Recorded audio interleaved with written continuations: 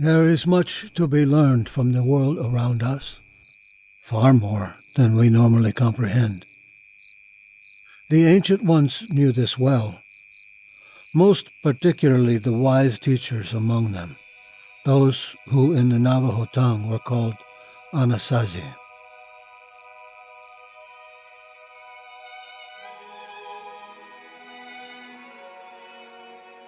These ancient teachers understood well that no man is as wise as Mother Earth, for man too is of the dust, and Mother Earth stands ready to nurture and heal her children.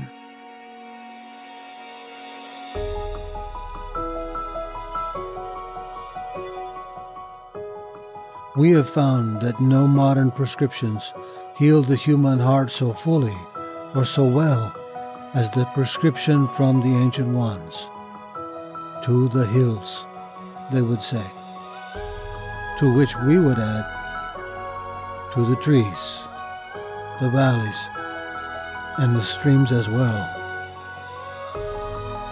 For there is a power in nature that man has ignored, and the result has been heartache and pain.